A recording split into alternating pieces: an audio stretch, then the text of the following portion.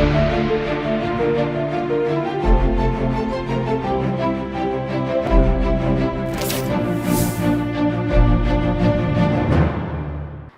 मैं हूं शौर्या। स्वागत है आपका सी न्यूज़ भारत में। वक्त हो गया है उत्तर प्रदेश बुलेटिन का। इस बुलेटिन में बात होगी एटा की, जहां शारदीय नवरात्रि के प्रथम दिन मां शैलपुत्री की आराधना के साथ मंदिरों में श्रद्धालुओं की अपार भीड़ उमड़ी और पूरा नगर भक्तिमय माहौल में डूब गया। इसके साथ ही बात होगी ग्रेटर नोएडा की, जहां नामचीन सोसाइटी में 22 वर्षीय युवक ने लाइसेंसी रिवॉल्वर से खुद को गोली मारकर दी जान और मौके पर मिला सुसाइड नोट। ऐसी तमाम खबरों पर करेंगे विस्तार से चर्चा। दुर्गा नवरात्रि के पहले दिन जिले के प्रभारी मंत्री गिरीश चंद्र यादव ने नई जीएसटी दरों को लेकर सर्किट हाउस में प्रेस वार्ता की। उन्होंने बताया कि 3 सितंबर 2025 को हुई 56वीं जीएसटी काउंसिल बैठक में टैक्स संरचना में बड़े सुधार करते हुए 5% और 18% की सरल 2 दरें लागू की गई हैं। अब दूध, पनीर, साबुन, शैम्पू, टूथपेस्ट, साइकिल, बच्चों के सामान जैसे घरेलू उत्पाद 5% या 0 दर पर मिलेंगे। किसानों को ट्रैक्टर, टायर, कीटनाशक और सिंचाई उपकरण पर 5% जीएसटी देना होगा। व्यक्तिगत जीवन और स्वास्थ्य बीमा पर जीएसटी पूरी तरीके से हटा दी गई है, जबकि दवाइयों और ऑक्सीजन किट पर टैक्स में कटौती की गई है। मंत्री ने इसे देश के लिए दीपावली का तोहफा बताते हुए कहा कि इससे परिवारों, किसानों और कारोबार को लाभ मिलेगा। वित्त वर्ष 2025 में जीएसटी संग्रह 22.08 लाख करोड़ के रिकॉर्ड स्तर पर पहुंचा। सकारात्मक बात जब वो ये बोल सकते हैं कि भारत देश विकसित बन ही नहीं सकता, कुछ भी वो कर सकते हैं। उनके देश के बारे में न तो सोचते हैं, वो तो सत्ता के लिए काम करते हैं। सर जीएसटी तब अगर जीएसटी का वो अध्ययन कर लें ठीक से कि क्या रिफॉर्म हुआ, कितने लाख करोड़ की बजट हो रही, इसकी जीडीपी में क्या वृद्धि हो रही, तब समझ में आएगा ये देश के हित में है। और इसके पहले जब जीएसटी 2017 में लागू कर रहे थे तब भी अखिलेश यादव नकारात्मक बात कर रहे थे। 16 प्रकार की जीएसटी हम अदा करते हैं। 1 नेशन 1 जीएसटी, एक टैक्स, 1 नेशन एक टैक्स की बात हम लोगों ने जब प्रारंभ किया था तब भी अखिलेश यादव नकारात्मक की बात करते थे। सर जीएसटी और वो अभी कभी भी इसी उत्तर प्रदेश में आप कभी भी आप देख लीजिए वो इस बात सकारात्मक है। आज 1 डिस्ट्रिक्ट 1 मेडिकल कॉलेज बन रहा है, 6 लेन बन रही, 4 लेन बन रही, एयर कनेक्टिविटी बढ़ रही है। तो इसके बारे में वो कभी क्या कुछ बोलते हैं। अभी आप देखिए निर्वाचन आयोग जो लोकतंत्र का संवैधानिक ढांचा है वो उस पर भी आरोप लगा रहे हैं, प्रत्यारोप लगा रहे हैं। तमाम प्रकार के उनका नकारात्मक रवैया है। मंत्री जी अभी आपने अम्बेडकर नगर से सी न्यूज़ संवाददाता अजय कुमार उपाध्याय की रिपोर्ट।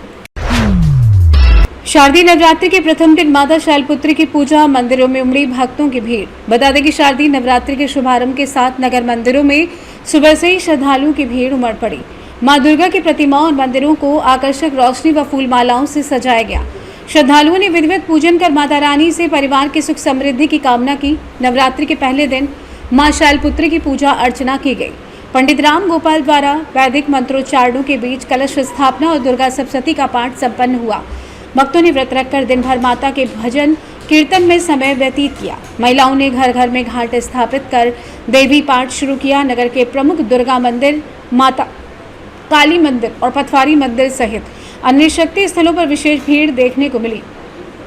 सुबह से देर रात तक मंदिरों में दर्शनार्थियों का तांता लगा रहा। नवरात्रि को लेकर बाजारों में भी खासा उत्साह देखा गया।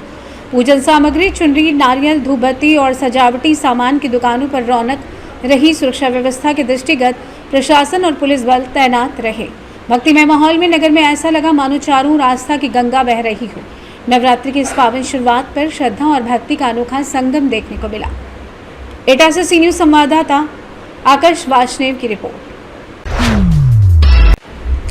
ईद मिलादुन्नबी सल्लल्लाहु अलैहि वसल्लम की 1500वीं जयंती पर दावते इस्लामी हिंद ने इंसानियत और भलाई का संदेश देने के लिए देश भर में शुरू किया सामाजिक सेवा अभियान के तहत सदर अस्पताल गाजीपुर में फल बांटते कार्यकर्ता, medical camp, blood donation, hoardings लगते हुए दृश्य।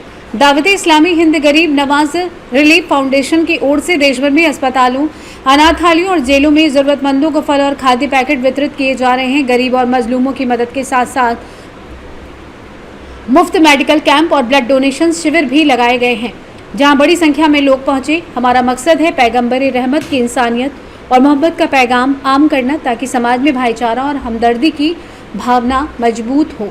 संस्था की ओर से कई शहरों में बड़े बड़े होर्डिंग्स और बैनर भी लगाए गए हैं, जिनके जरिए इंसाफ, मोहब्बत और इंसानियत का संदेश जन जन तक पहुंचाया जा रहा है। गाजीपुर समेत देश के अलग अलग हिस्सों में चल रही सामाजिक सेवाएं भाईचारे और सेवाएं खल्क की एक मिसाल बन रही हैं। गाजीपुर से सी न्यूज संवाददाता इकरामुल हक की रिपोर्ट। ग्रेटर नोएडा में पिछले हफ्ते आत्महत्याओं की 2 घटनाएं सामने आने के बाद एक बार फिर युवक द्वारा आत्महत्या करने की घटना सामने आई। ग्रेटर नोएडा की नामचीन सोसाइटी के पार्क में युवक ने खुद को लाइसेंसी रिवॉल्वर से गोली मारकर आत्महत्या कर ली। मौके पर पहुंची पुलिस ने शव को कब्जे में लेकर पोस्टमार्टम के लिए भेज दिया है। युवक की पहचान 22 वर्षीय प्रियांशु चौधरी के रूप में हुई है। पुलिस को शव के पास से एक सुसाइड नोट भी बरामद हुआ है। पुलिस मामले की जांच में जुट गई है। गौतम बुद्ध नगर से सी न्यूज संवाददाता विपिन शर्मा की रिपोर्ट।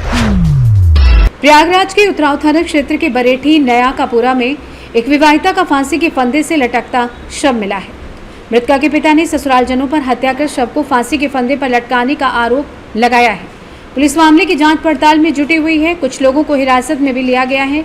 नया कापुरा बरेठी थाना उतराव निवासी राम सिंह भारती, जो एक मजदूर हैं, मजदूरी कर अपने परिवार का भरण पोषण करते हैं। वहीं उनका बेटा मिथिलेश, जो मुंबई में एक प्राइवेट कंपनी में काम कर अपने परिवार का भरण पोषण करता है। वो 3 दिन पूर्व मुंबई से अपने घर आया था। उसकी पत्नी मनीषा का शव सोमवार को कमरे के अंदर फांसी के फंदे पर लटकता हुआ मिला। सूचना पर मौके पर एसीपी हडिया सुनील कुमार सिंह, थाना अध्यक्ष प्रीतम कुमार तिवारी व फॉरेंसिक टीम भी मौके पर पहुंचकर जांच पड़ताल में जुटी रही। पुलिस हर पहलुओं से मामले की जांच पड़ताल कर रही है। विवाहिता की मौत संदिग्ध लग रही है। प्रयागराज से सी न्यूज संवाददाता रणविजय की रिपोर्ट। फिलहाल के लिए उत्तर प्रदेश बुलेटिन में बस इतना ही। देश और दुनिया की तमाम बड़ी खबरों के लिए बने रहिए सी न्यूज भारत के साथ। हर खबर आपके साथ, आपके हाथ।